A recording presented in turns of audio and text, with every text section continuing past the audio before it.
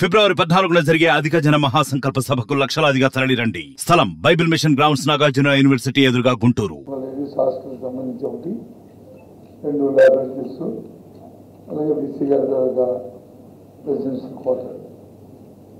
ఇది కాకుండా ఇంకా ఆన్గోయింగ్ ప్రోగ్రామ్స్లో జరుగుతున్నట్టు ఈజీ గారు చెప్పారు, మాట్లాడుతున్నాం ఈజీ గారు.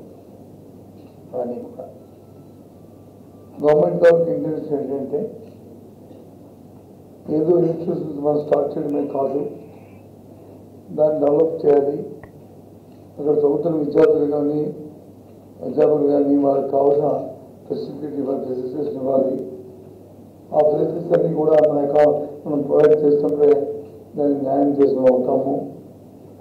దాంతోపాటు యూనివర్సిటీలో ఉన్న ఇప్పుడు చేస్తున్న ఈ కొత్త వచ్చిన యూనివర్సిటీస్ అన్నింటిలో కూడా గ్లోబల్ కాంపిటీషన్లో మనం సస్టైన్ అయ్యేటట్లు వాటిని తీర్చిదిద్దాలి అనే ఆలోచనతోనే ఇవాళ ప్రభుత్వం, ముఖ్యంగా ముఖ్యమంత్రి జగన్మోహన్ రెడ్డి గారి ఆలోచన.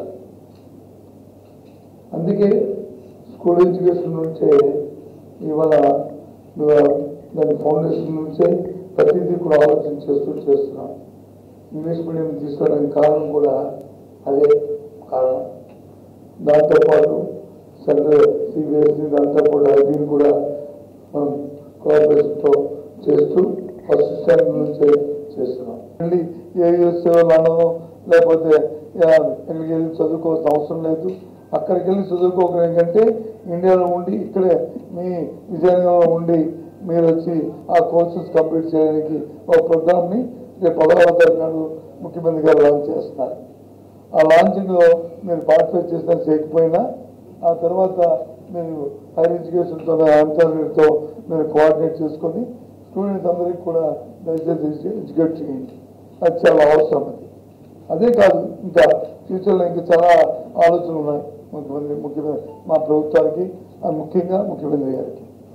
నేను ఎందుకు చెప్తానంటే ఏదో యూనివర్సిటీ స్థాపించాం, మా గొప్పగా మాకు పేరు వస్తుంది, ఇన్ని నెంబరు పెట్టామని నెంబర్కి ఏం కాదు. ఇక్కడ కావాల్సింది అక్కడ యూనివర్సిటీ వచ్చిన తర్వాత, కాలేజీ ఏదైనా పెట్టిన తర్వాత అక్కడ కావాల్సిన అన్ని ఫెసిలిటీస్తో పాటు కోర్సెస్ కూడా ఇంప్రూవ్ చేసుకెళ్ళాలి. 2200 మొత్తం ఆంధ్రప్రదేశ్ అన్ని యూనివర్సిటీలో లాస్ట్ పెండింగ్ 20 years పెట్టి రిక్రూట్మెంట్ జరగలే. అంతా కూడా గెస్ట్ ఫ్యాకల్టీతో కాంట్రాక్ట్ లెక్చర్స్తో మనం చేస్తున్నాం. కాబట్టి మా సీఎం గారి దగ్గర మీటింగ్లో మేము డెసిషన్ తీసుకొని ఆల్రెడీ దానికోసం నోటిఫికేషన్ ఇచ్చాము, అప్లికేషన్ కల్పన చేసాం, అని చేసాము. అయితే అన్ఫార్చునేట్ ఏ మంచి కార్యక్రమం చేసినా ఎవరో ఒకరు దుష్టశక్తి ఉంటాయి అన్నట్టుగా కొందరిని కోర్టుకు వెళ్ళి స్టే తీసుకొచ్చారు.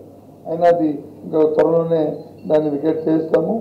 ఏదైతే ఇప్పుడు మీరు చెప్తున్నా దానికి గ్యాప్ ఉందో, కంప్లీట్స్ ఉందో, గెస్ట్ ఫ్యాకల్టీ తీసుకుంటే ఇక్కడ కూడా గ్యాప్ ఇవ్వకండి దయచేసి.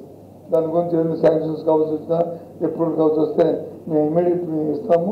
ఎక్కడ ఇబ్బంది లేదు. దానికోసం మీకు ఒక అంబిషన్ ఉండాలి, ప్రతి ఒక్కరికి అంబిషన్ ఉండాలి. అంబిషన్ లేకపోతే లైఫ్ లేదు.